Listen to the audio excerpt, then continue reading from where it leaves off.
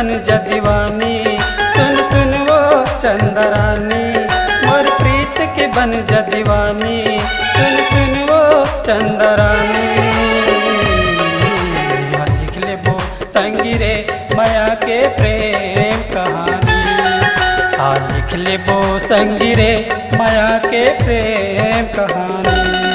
तोर प्रीत के बन गया दीवानी, सुन सुन रे मोर संगवारी, तोर प्रीत के बन गया दीवानी, सुन सुन रे मोर संगवारी। लिख ले वो संगी रे माया के प्रेम कहानी, लिख ले वो संगी रे माया के प्रेम कहानी।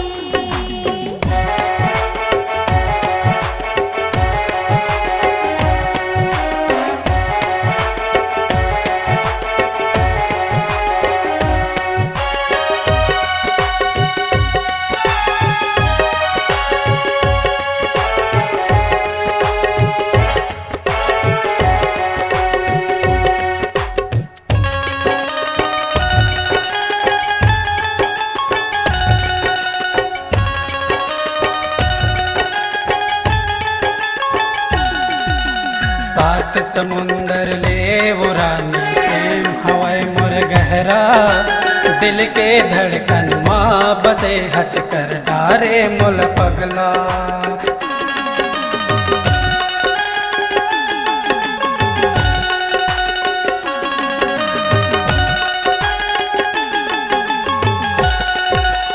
दाई ददा मोर देख ली भैया दी ताना, आरा पारा माँ पहरा लगे सुन ले मोर दीवाना, आरा पारा माँ पहरा लगे सुन ले मोर दीवाना।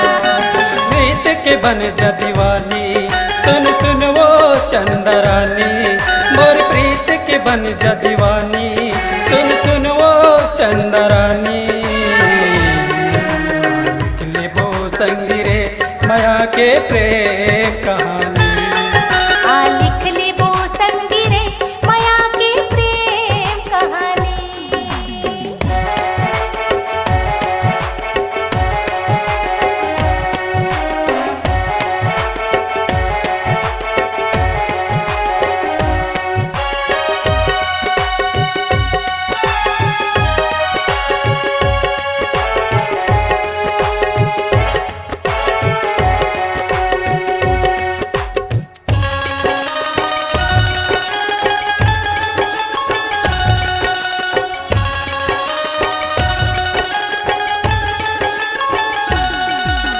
मोर पीरित माँ आजर रानी, बैठक झुल न झुलाहूँ, जान से ज्यादा तोर माया माँ दुनिया ला भुलाहूँ।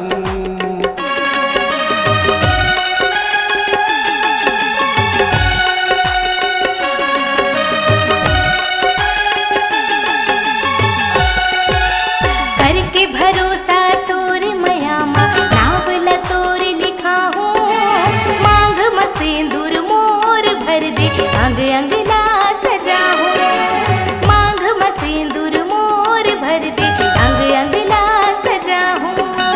प्रीत की बन जा दीवानी, सुन सुन वो चंदरानी, मोर प्रीत के बन जा दीवानी, सुन सुन वो चंदरानी।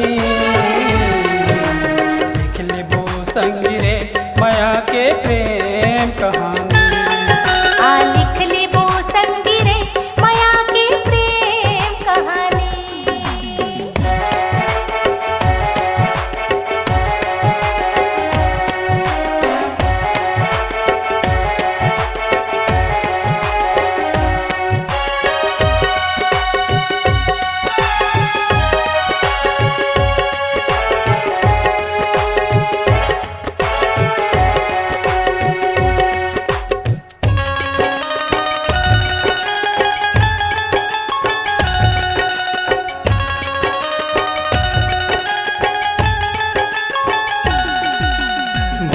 पीरित माँ आजर रानी, जिंदगी के संगवारी, अपन बना के तो लल जाहूँ घर अंगना दुआरी।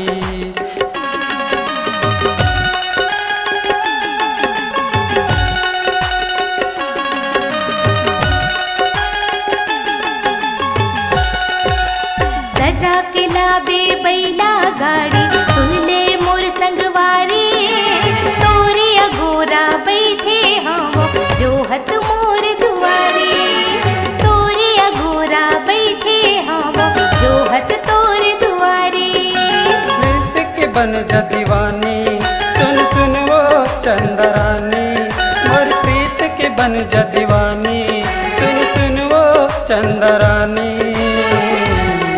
मैया लिख ले वो संगी रे माया के प्रेम कहानी लिख ले वो संगी रे माया के प्रेम कहानी तोर प्रीत के बन गयो दीवानी सुन सुन रे मोर संगवारी तोर प्रीत के बन गयो दीवानी सुन सुन रे मोर संगवारी